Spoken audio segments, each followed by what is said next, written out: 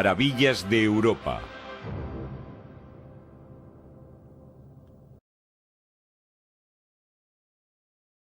Archipiélagos de ensueño. Se aproximan poco a poco al país de nunca jamás, y después de muchas horas terminarán por alcanzarlo, porque la misma isla iba en su búsqueda. Esa es la única oportunidad de llegar a sus orillas hechizadas. Ahí está, dice Peter con tono tranquilo.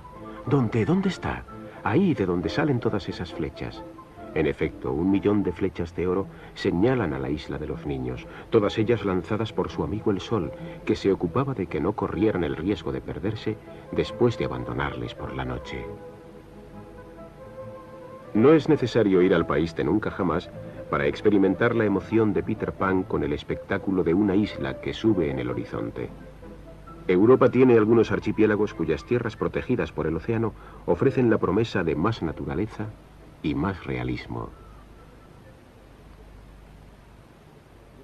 Al este del Mediterráneo, el archipiélago de las Cícladas, un grupo de 56 islas de todos los tamaños, que desarrolló 3.000 años antes de Jesucristo una brillante civilización. La palabra Cícladas viene probablemente de la palabra griega kyklos, que significa círculo en griego. Los antiguos habían observado que las islas del archipiélago hacían algo así como un círculo alrededor del santuario de Delos.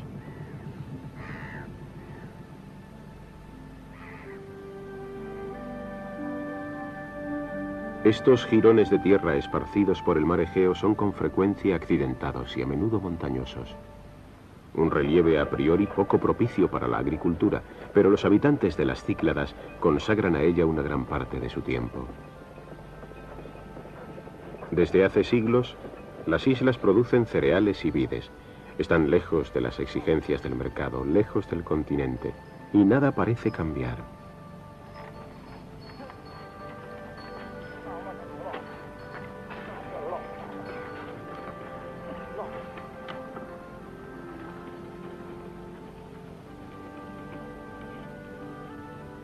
Los romanos, los árabes, los venecianos, los turcos pasaron por estas islas y dejaron restos que le dan a cada una de ellas sus particularidades y su encanto. Están llenas de pequeñas iglesias cuyas cúpulas coloreadas son indisociables del mar y del paisaje. La mayoría de estas capillas fueron construidas después del siglo XVI.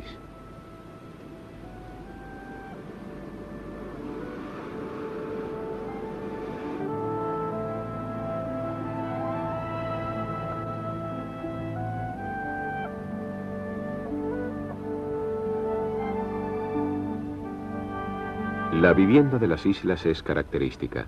Las casas tienen formas sencillas y contornos suaves. Sin duda, para que el mar parezca más azul y la luz más fuerte, pintan y vuelven a pintar sin cesar para exacerbar los contrastes.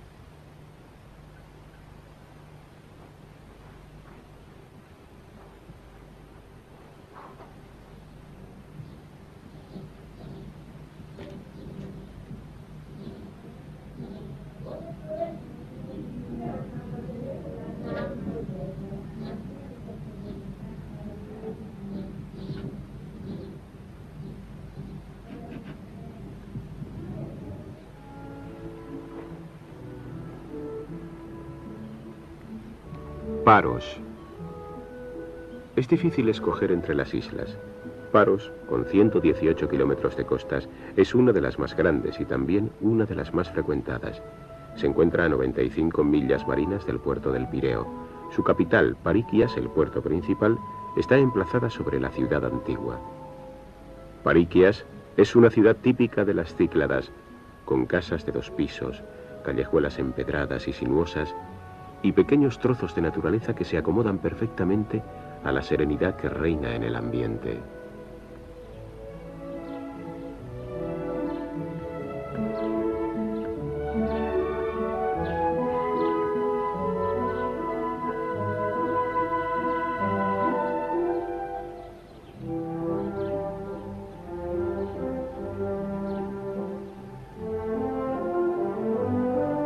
Mientras que el sur de la isla es accidentado, el golfo natural de Pariquias se abre sobre bellas extensiones. Al dejar la ciudad y tomar la dirección norte, se atraviesan grandes llanuras cultivadas.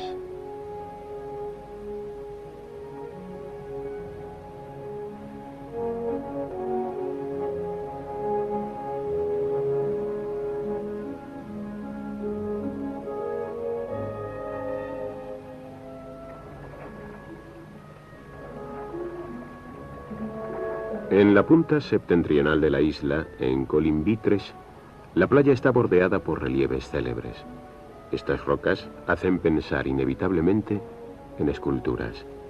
Esta curiosidad natural no tiene probablemente relación con una vocación antigua de la isla. En el siglo V a.C., la mayoría de los templos griegos se construían con el mármol de Paros. En la misma época, la isla creó una escuela escultórica de gran fama, que acogió a los mayores artistas de la Grecia antigua.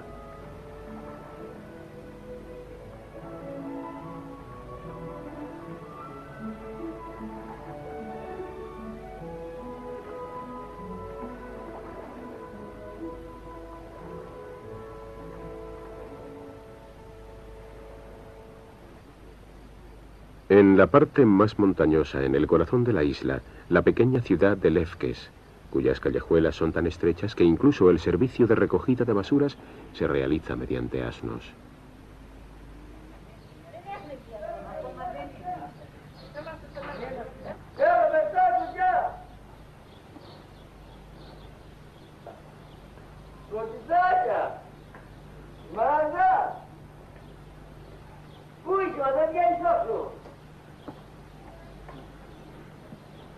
En Lefkes el tiempo parece detenido, o por lo menos transcurrir más despacio. Es incluso una isla dentro de la isla.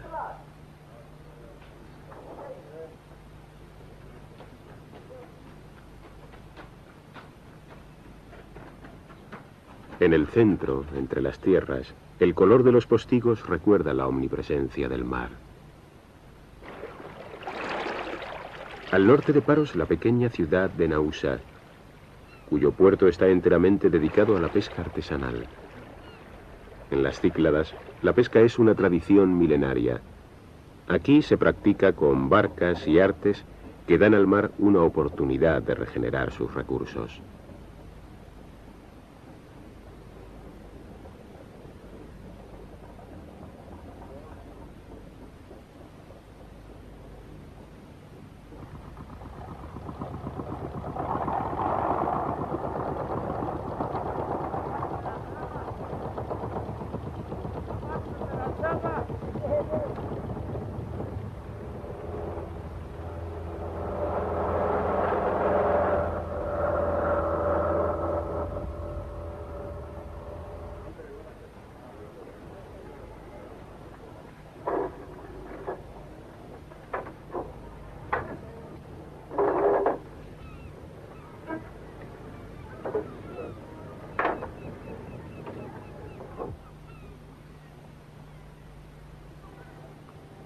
En cada isla de las Cícladas, casi todas tienen puerto, se pueden ver los mismos gestos, las mismas huellas del sol. Se pueden leer miles de historias de vidas enteras compartidas con el mar.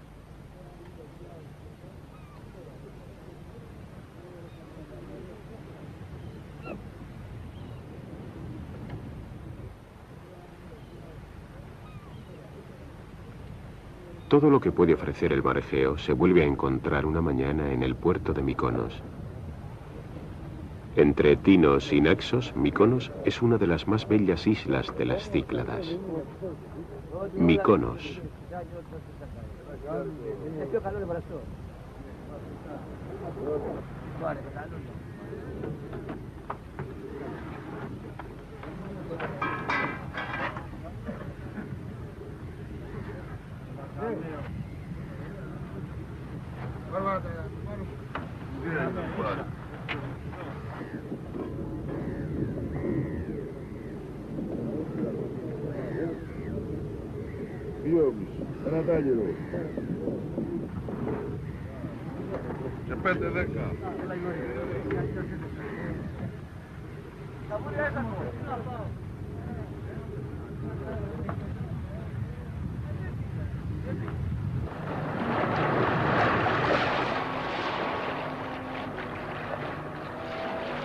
En el barrio de Alefkandra, las casas con balcones están construidas directamente sobre el mar, de ahí el sobrenombre de Pequeña Venecia.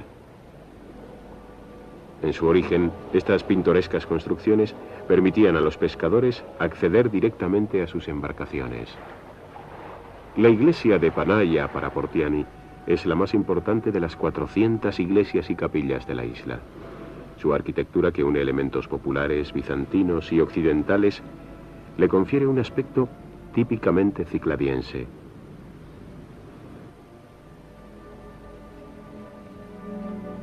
Estos molinos, con su tejado característico de bálago, se convirtieron en todo el mundo en el símbolo de Mykonos. La isla ha conseguido una popularidad internacional muy merecida, pero como contrapartida, ha perdido su tranquilidad. El escritor Michel Déon evoca a través del desarrollo de la pequeña isla griega de Spetshai el destino de estas islas, demasiado bellas para seguir durante mucho tiempo ocultas. Vivíamos allí para recobrar la paz, la calma, el esplendor de los días y una cierta soledad. Sin embargo, no era posible ignorar la metamorfosis de la isla. Descubrió la prosperidad, y esta no siempre se asimila bien. Aparte de ciertos momentos de irritación inevitable, es prudente burlarse de ello. Y además, la isla guarda secretos que solo nosotros conocemos.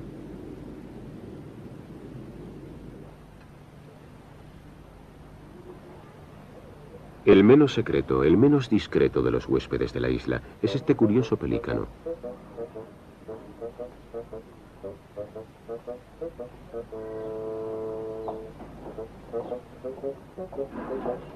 Uno de estos animales se posó un día sobre Mykonos. Los habitantes le dieron de comer y le cuidaron tan bien que el animal se instaló allí durante varios años. Otros pelícanos le sucedieron para delicia de los turistas y se han convertido en la insólita mascota de la isla.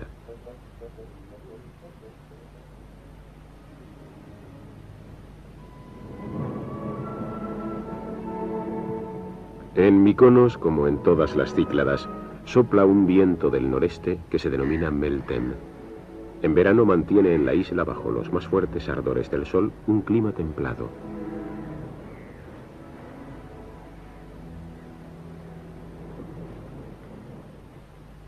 Cuando nos alejamos de las islas más frecuentadas, las Cícladas ofrecen una naturaleza intacta, pueblos perdidos, playas desiertas, calas aisladas.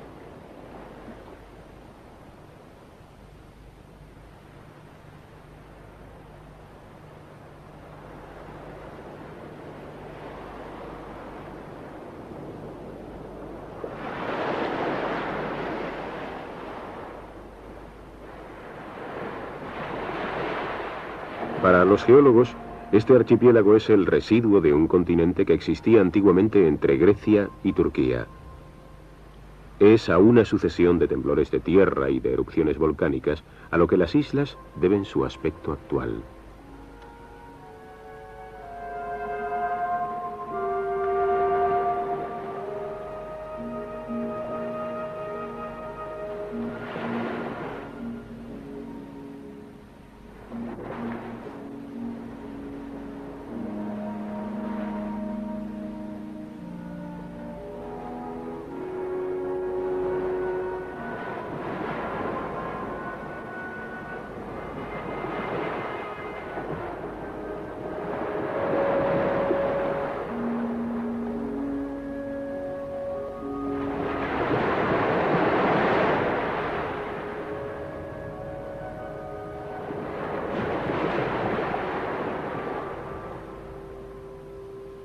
La vida en las Cícladas es dulce y perfumada. Mecidas por la brisa y por el mar, acogen al sol. La naturaleza nunca ha parecido tan clemente.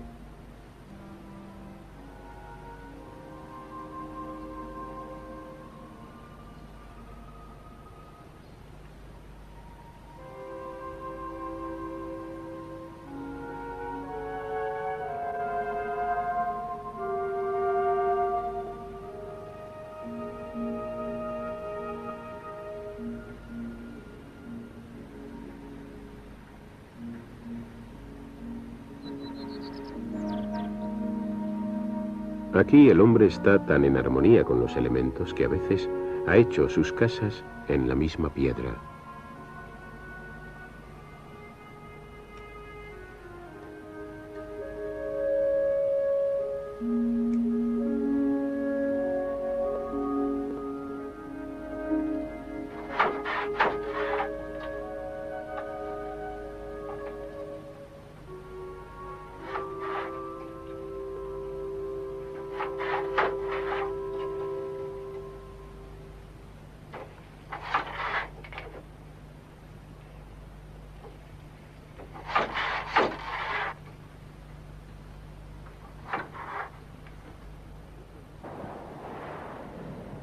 Santorín.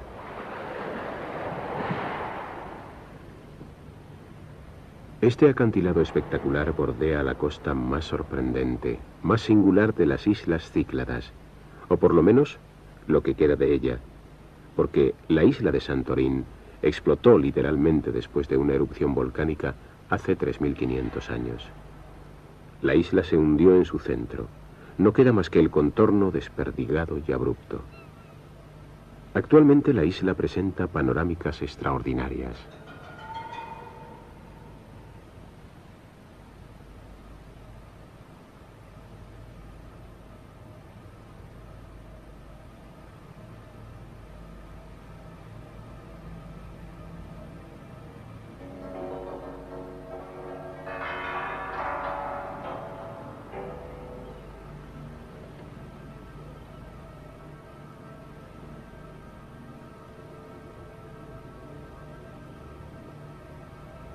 La vida se ha recuperado en lo alto de estos acantilados, donde se reconstruyeron las pequeñas ciudades de Fira e Ia, cuyas casas están al borde de un abismo.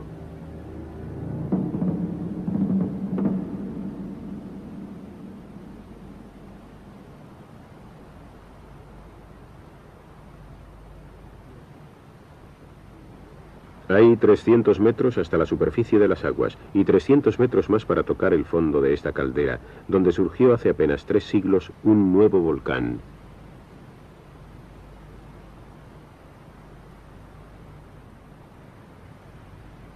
Aunque este lado de la isla está cortado a pico, por otras partes es de un relieve suave y el paisaje recupera el aspecto apacible de las otras Cícladas.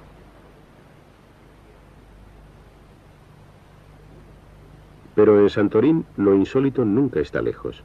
Sus casas están talladas en la capa de piedra pómez que recubre la isla, con una docena de metros de espesor después del cataclismo.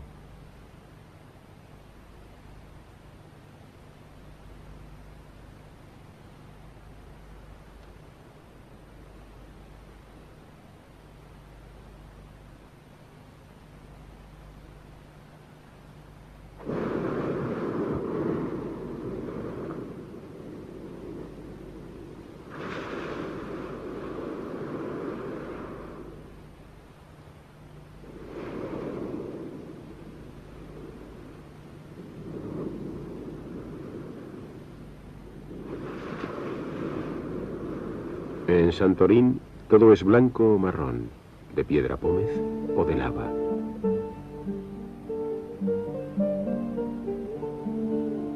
Con su perfil fuera de lo común, el volcán de Santorín aparece como un accidente en las Cícladas adormecidas. El Mediterráneo baña habitualmente con sus aguas tranquilas las tierras apacibles.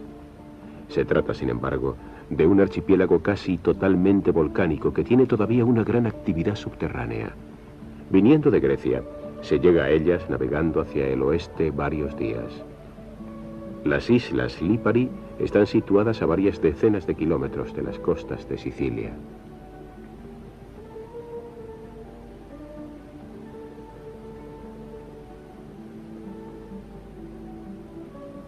Lipari. Lipari es la isla más grande de este archipiélago, que tiene 7 en total.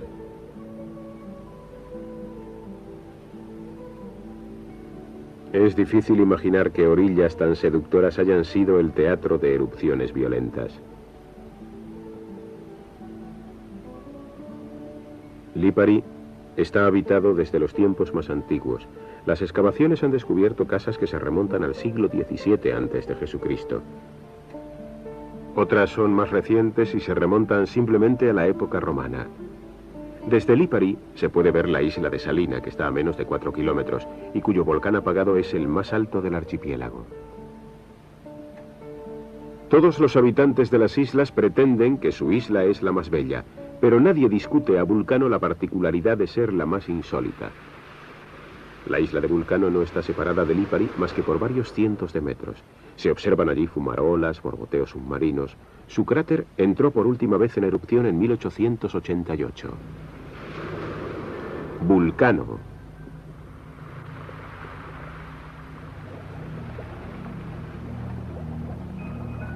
La isla de Stromboli, al norte del archipiélago, es en cierta medida un volcán plantado en el mar.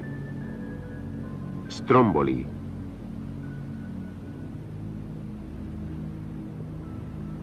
Antiguamente los habitantes intentaban predecir el tiempo mirando su penacho. Aunque modesta, la actividad del volcán es permanente.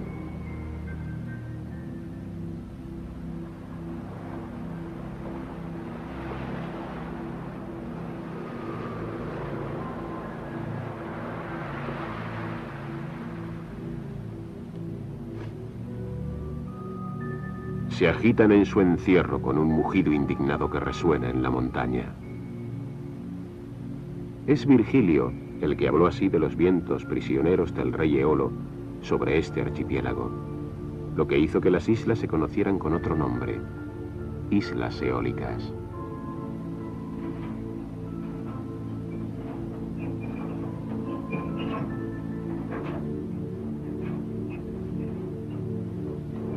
Están entre el cielo y el mar en un original archipiélago situado en los límites del Canal de la Mancha y el Océano Atlántico. La naturaleza ha escogido las islas anglo-normandas para ejercer una alquimia climática sorprendente que mezcla la rudeza de un clima lluvioso con la dulzura de las temperaturas meridionales.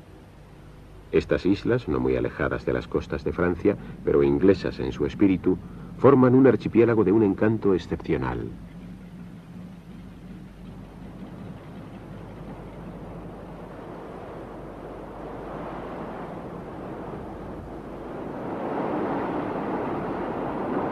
Jersey. Las islas anglo-normandas están constituidas esencialmente de granito, con una antigüedad de varios centenares de millones de años. Estos arrecifes picudos han actuado en el curso del tiempo como verdaderas defensas naturales que han protegido a las islas de la rapacidad de los invasores.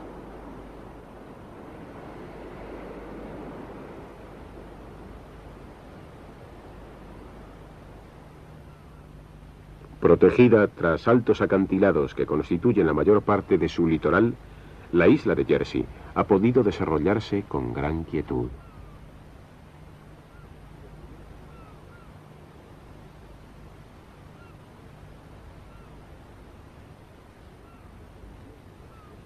Los primeros habitantes de la isla llegaron hace 10.000 años desde el continente. El nivel del mar, inferior al actual, les permitió llegar a Jersey sin utilizar embarcaciones. A lo largo de los milenios descubrieron las calidades de la piedra que era apta para asegurar la perennidad de sus monumentos.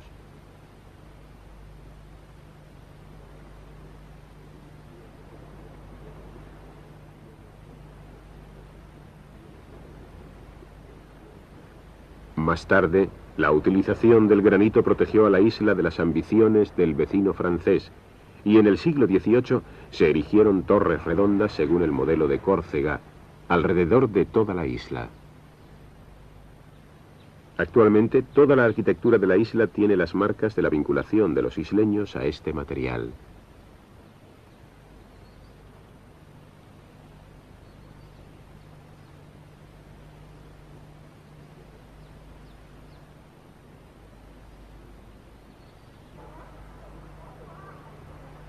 Más maleable, la arcilla es modelada por los habitantes que han hecho de la cerámica una especialidad local.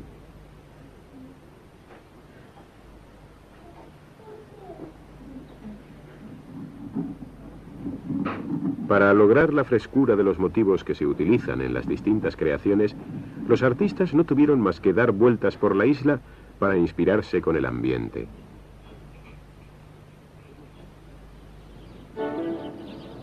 Hay flores por todas partes, en las casas, en los jardines, en los caminos, en los postes. Todo está adornado con ramilletes multicolores. Para los habitantes de Jersey, el cultivo de flores es un hábito de la vida cotidiana.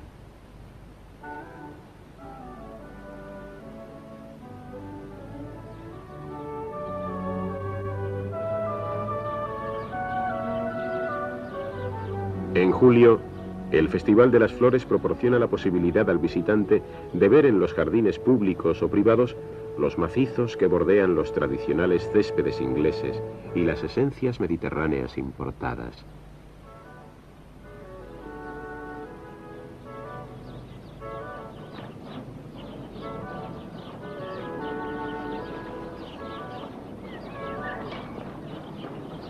La corriente del Golfo hace que el clima sea especialmente benigno, y esto permite que las plantas que se encuentran habitualmente en latitudes más meridionales puedan proliferar aquí.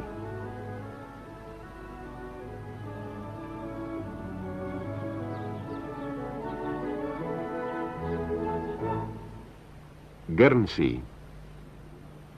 El cultivo de flores se ha convertido en una especialidad de las islas anglo-normandas, que exportan su producción a los mercados ingleses. Debido al viento, que en algunos días es devastador, los cultivos se efectúan en invernaderos. Se ven por todas partes. La 15ª parte del territorio de Guernsey está cubierta de ellos. Además de las explotaciones de cultivos forzados, los particulares tienen su propio invernadero en su jardín.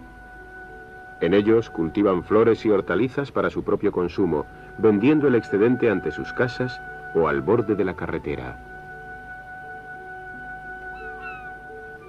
No se pueden evocar las especialidades de esta isla sin hablar de las prendas de punto. El Guernsey, de lana gruesa azul marino tricotado en redondo, era antiguamente la vestimenta típica del pescador. Actualmente en los mercados se ofrecen a los turistas. El turismo es la segunda actividad económica de la isla, y las tiendas del puerto de St. Peter, el principal núcleo urbano de la isla, se aprovechan de la exención de impuestos.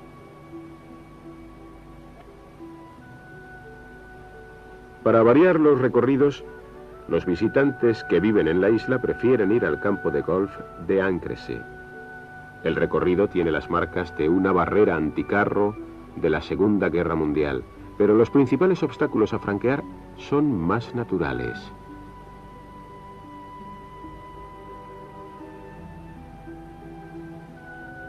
En estas tierras, la selección de los animales ha sido muy cuidada debido a su crecimiento demográfico desde 1819. El primer barco que sale de Guernsey por la mañana se llama Barco de la Leche. Sale para buscar la leche de la pequeña isla de Herm. Lleva también a turistas matinales que, debido a la hora, se aprovechan de una tarifa reducida en la travesía. La isla de Herm tiene 37 habitantes y no tiene prácticamente más que una actividad, la producción de leche en su única granja. La calma absoluta de Herm, donde los coches y las radios están prohibidos, parece venirles bien a las vacas. La producción diaria es de 900 litros. Herm, con una longitud de 2,5 kilómetros, tiene una superficie de 180 hectáreas con marea alta y de 360 con marea baja, el doble. Serk. En las alturas de Serk, la granja que domina la isla se denomina La Señoría. Se terminó en el siglo XIX mediante la construcción de una torre para permitir la comunicación con Guernsey, que está a una distancia de 13 kilómetros mediante señales ópticas. El señor de la isla habita aquí. Estamos en efecto en la última civilización feudal de Europa. La isla está dividida entre 40 propietarios que tiene cada uno de ellos el derecho a poseer un tractor. Son los únicos medios de locomoción que se admiten en la isla, donde la velocidad está limitada a 8 kilómetros por hora. Para circular por la isla se puede elegir entre un caballo o una bicicleta. Lejos de la animación de los puertos y del ruido de los automóviles, Serk, serena y verde, es una tierra donde se puede descubrir la calma.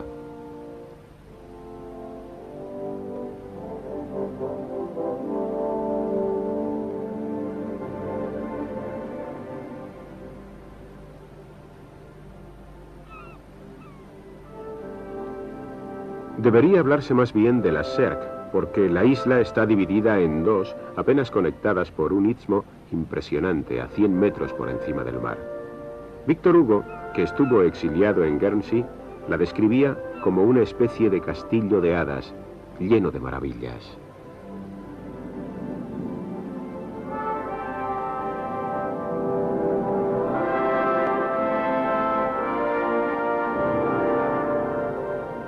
Bastante más al norte, el archipiélago de las Lofoten está situado en el interior del Círculo Polar Ártico. Se presenta como una sorprendente cadena de montañas salida del mar. Haciendo vagar la mirada por las islas, no se percibe transición alguna entre las cumbres escarpadas, algunas de las cuales superan los 1000 metros de altitud, y los brazos de mar que están alrededor de los macizos. Situado a lo largo de 120 kilómetros, siguiendo un eje norte-sur, el archipiélago se extiende como una barrera frente al mar, detrás de la cual la costa noruega parece protegerse de las borrascas. Audsvagøy. Las islas están separadas unas de otras por canales que se han creado de la misma manera que los fiordos. Gigantescos puentes y túneles bajo el mar han sustituido al transbordador que antiguamente unía las islas. La primera a la que se accede es Audsvagøy. Aprovechando el decorado privilegiado, numerosos pintores han venido aquí para ejercer su arte. Los habitantes de Audsvagøy, como medio de participar mejor de la alegría del paisaje, han tomado el hábito de pintar su casa, así como sus barcos, con colores vivos. Los primeros pobladores llegaron a Lofoten hace casi 1000 años y se agruparon en Kabelbach, un pueblo de pescadores que dispone actualmente de una escuela de diseño. El recorrido pasa por Sund-Laxstraumen y lleva hasta la isla de Vestvagøy. Inmediatamente nos sentimos cautivados por la variedad. Ante nuestros ojos se extienden las nieves eternas y los saltos de agua de los paisajes alpinos. Más lejos está la tranquilidad de los pastos y de las ricas tierras agrícolas, y las playas de arena blanca nos llevan finalmente hasta el mar.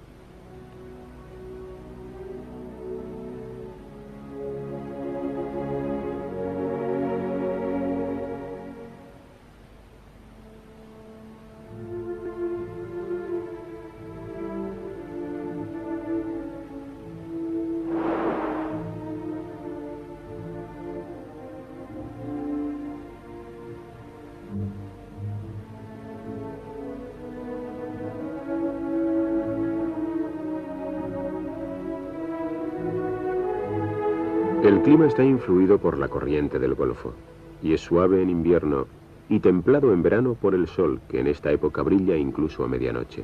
Pero incansablemente el viento sopla fuerte en las costas, y las únicas especies de árboles que pueden sobrevivir son las más robustas.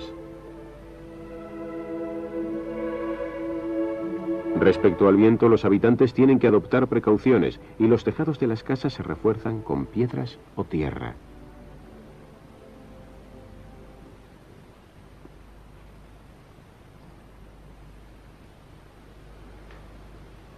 Moskenesøy.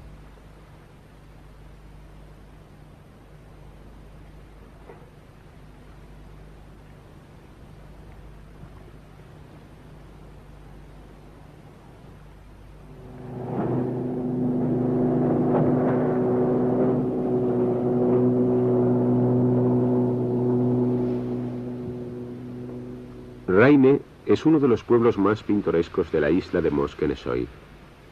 La historia de las Lofoten está estrechamente vinculada a la pesca porque las aguas tienen muchos peces en esta zona. Cada año, desde enero hasta finales de abril, se reúnen aquí los bancos de bacalaos para desovar. La temporada de la pesca es celebrada como una ocasión importante y muchos pescadores venidos de toda Noruega se dan cita aquí. Antiguamente vivían durante 3 meses en chozas sobre pilotes, a las que se denomina rorbus. Actualmente, las más confortables son utilizadas por los turistas. La cantidad de peces ha disminuido en realidad desde hace medio siglo, pero la actividad continúa y cada año 4.000 barcos siguen viniendo para pescar hasta 50.000 toneladas de bacalao. El éxito de la pesca en las Lofoten repercute en la industria del pescado y en toda la economía nacional. Durante ese tiempo, en Sorvegen se perpetúa el saber hacer artesanal. En el sur de Moskenesoy, un pequeño pueblo de 400 habitantes tiene el curioso nombre de O. Es aquí donde termina la ruta, y con ella la muralla de las Lofoten.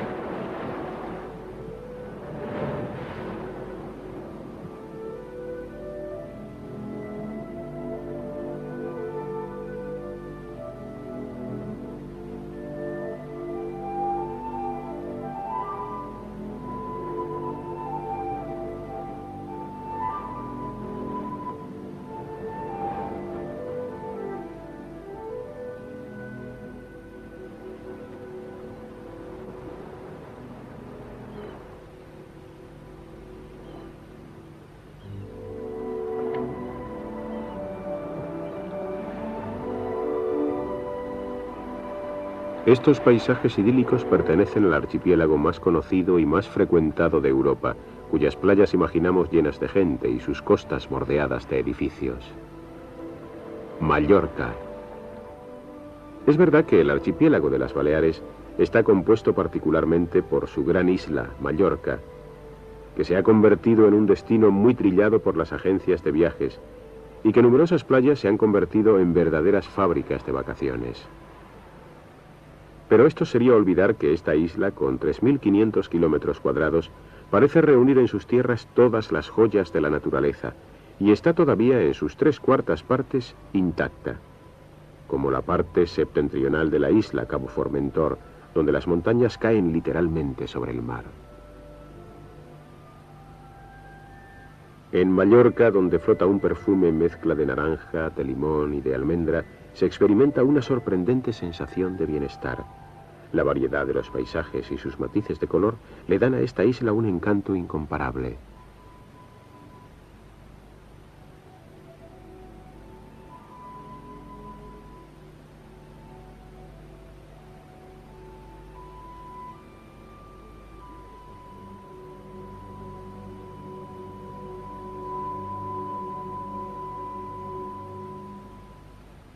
El archipiélago de las Baleares es la prolongación emergida de una cordillera de la península ibérica que se aisló del continente al comienzo de la era terciaria.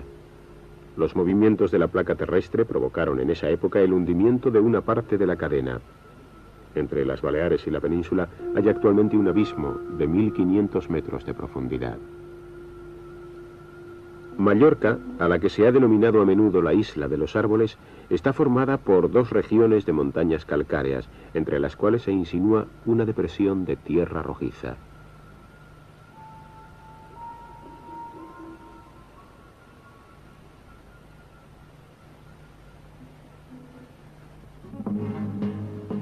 A veces se tiene la sensación de estar en la montaña.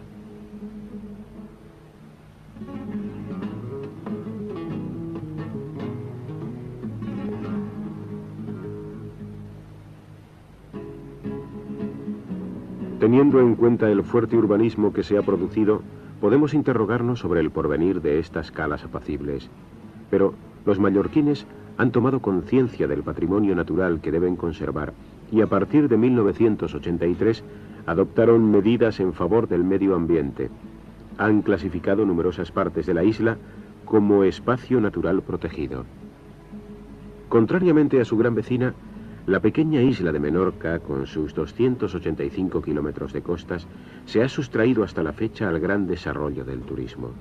Los acantilados de Cap Cavalleria, que pueden recordar a los de Formentor, no deben hacernos olvidar que esta isla es muy diferente a la de Mallorca. Aquí, la altura media es de menos de 100 metros. Menorca es una llanura calcárea, en la que pueden encontrarse algunas colinas de pizarra. Un paisaje un tanto austero que invita a la melancolía. Pero la población es especialmente hospitalaria y la isla ha sabido conservar mejor que su vecina toda su autenticidad.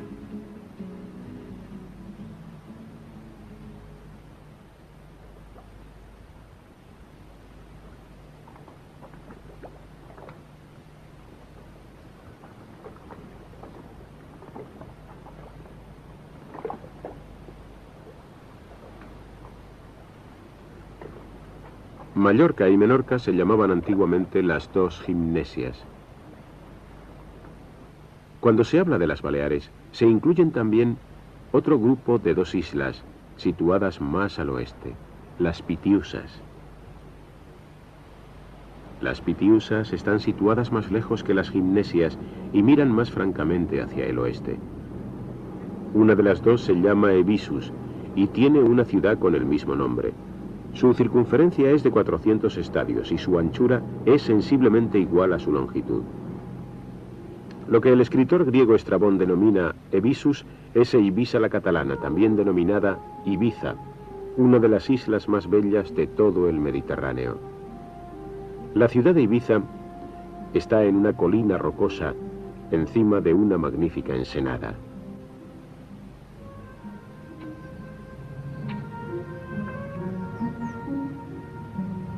La ciudad alta, d'Altevila, está dominada por la catedral y rodeada de murallas construidas en el siglo XVI en el emplazamiento del recinto árabe, construido alrededor de la antigua villa cartaginesa.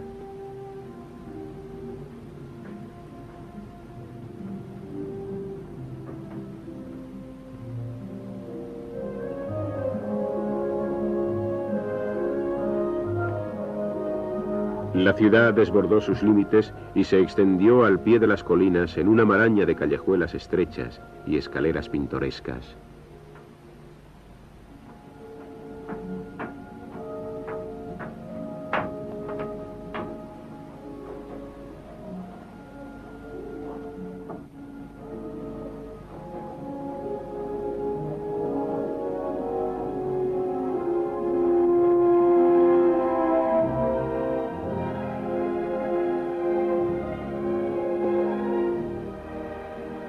Aquí está Sa Peña, el barrio antiguo de pescadores.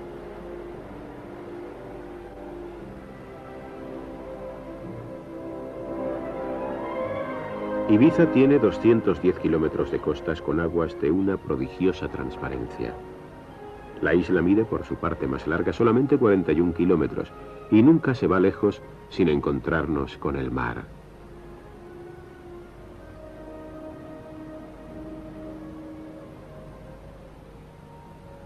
La costa rocosa está muy recortada y sembrada de escollos.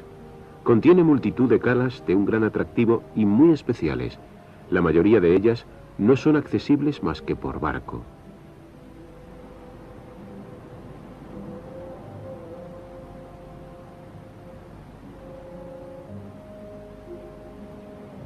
Y como no hay ninguna carretera que dé la vuelta a la isla, Ibiza, a pesar de sus maravillas, se puede mantener al margen de la presión del turismo.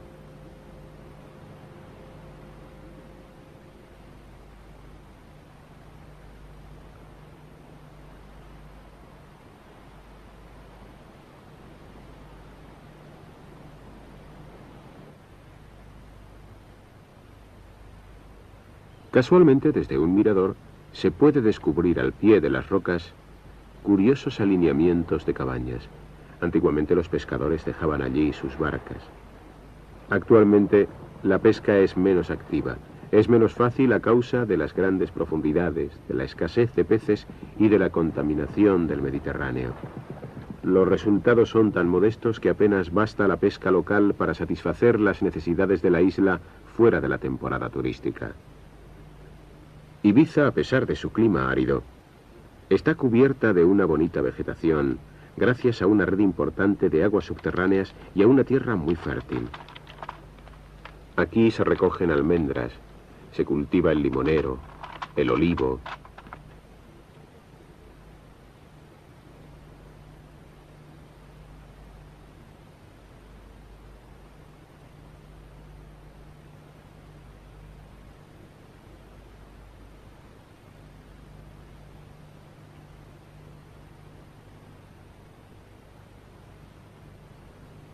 En Ibiza, por tradición, o se es campesino o marino.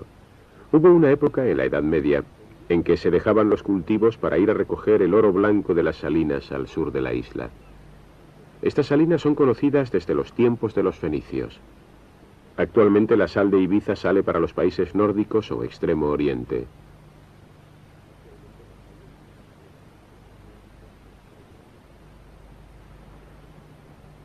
En este lugar, cerca de la costa, hay un islote rocoso desnudo y espectacular. La isla Esvedra, que domina las aguas desde sus 380 metros de altura. A su lado hay una pequeña isla también deshabitada, exceptuando cabras salvajes. La isla de Esvedra, sobre la cual se practicaba la cría de halcones en el siglo XIII, es un lugar de leyenda. Se cuenta que fue sobre este austero peñón donde nació el general cartaginés Aníbal. Ciertamente, es más probable que naciera en Cartago.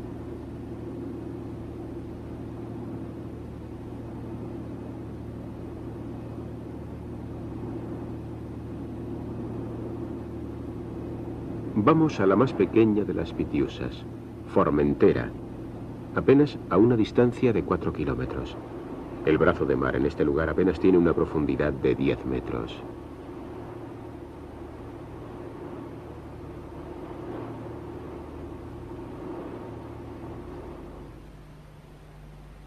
Formentera. Formentera tiene una forma curiosa, la de un martillo. Está formada por dos islas unidas por una franja de tierra. La parte norte es llana y el sureste es montañoso.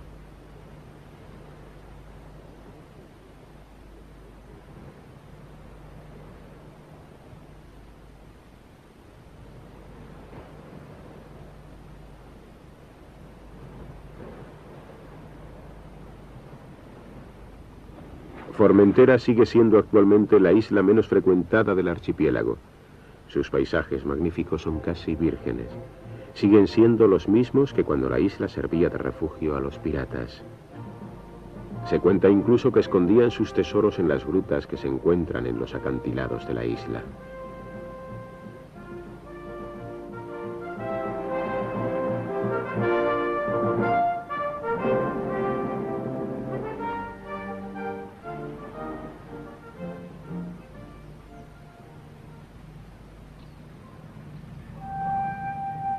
El nombre de Formentera viene del latín frumentaria, o sea, la isla de los cereales.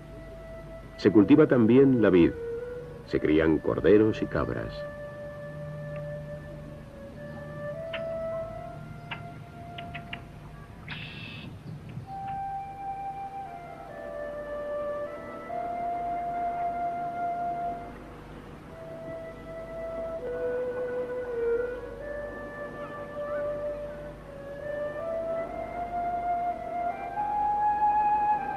Aquí la tierra es árida, seca por el viento del norte, del cual se protegen como pueden los habitantes levantando muros de piedra.